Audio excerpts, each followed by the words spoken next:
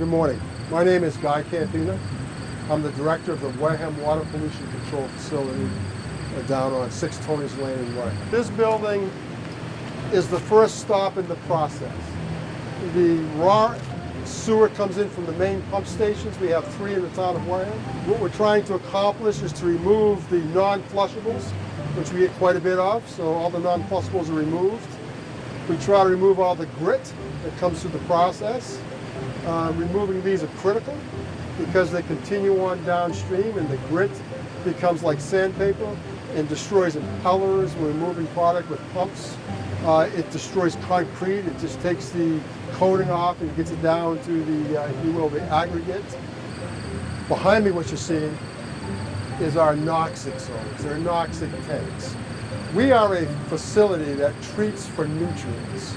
We remove nitrogen from the waste stream and we remove phosphorus, which contribute to the degradation of the Agawam River, which we discharge to. So this part of the process is where we actually strip the nitrogen from the compounds and let the nitrogen go up into the air as a gas, and then the rest of the process, the organic matter, moves forward to further treatment. Denitrification, nitrification, denitrification process. We have to maintain our pH around 7 to 8, which is the environment the bacteria really enjoy. And these guys out here, they are carbonaceous, and what they do is they break down the organic matter. You have ammonia, et cetera, and then you have bacteria that deliberately or definitely attack that to create nitrogen. So it's part of the nitrified, denitrified process. So in the bottom of this tank, there's a bunch of fists. If anybody has had fish tanks, they understand the concept of fine bubbled air. So we're doing the same thing. This is free oxygen that's being put into the water stream for the bacteria that floats around. Once it goes over the weir, it goes to a collection box, and pot goes forward and pot goes back. And so as it comes in the pipeline, it's forced through these stones, and so it diffuses the air to fine bubble, and then it gets into the system, and the bacteria is able to breathe, if you will, so they can do their job. This is the distribution box that all 3 aeration basins tie into, and this is where we distribute the flow between each clarifier. We have 3 of them, and also we split the flow where a high percent goes back to the beginning to internally recycle, to enhance the treatment.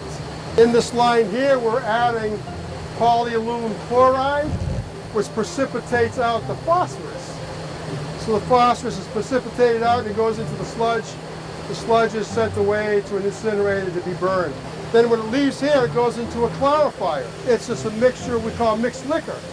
Now we have to separate it. The heavy solids go to the bottom, the light solids come to the top, then in the middle is where we have the clarity. The sludge that collects in the bottom, which is full of activated sludge bacteria. We take a portion, send it back up to the headworks to reintroduce that bacteria because we need it.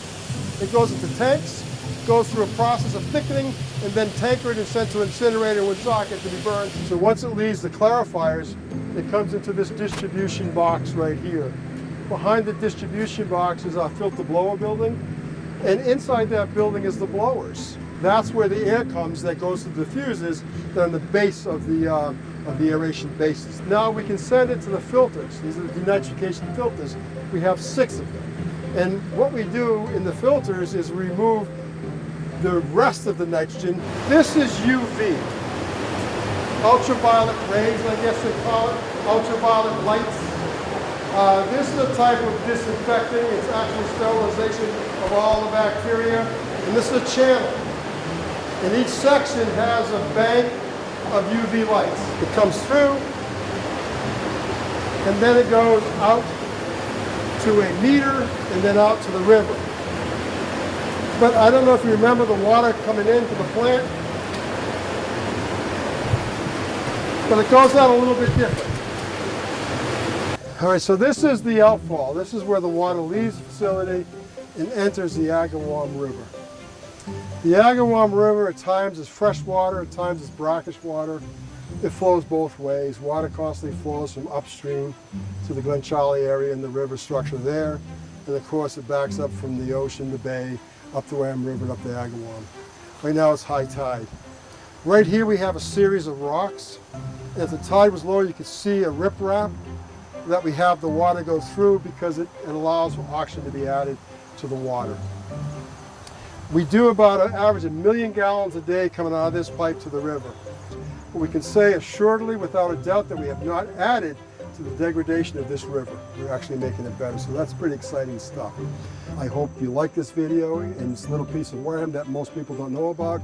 And please, you're welcome to come anytime. Call down, make an appointment, they'll give you a tour, answer your questions. Guys, we're public servants. This is your place, so come see us anytime.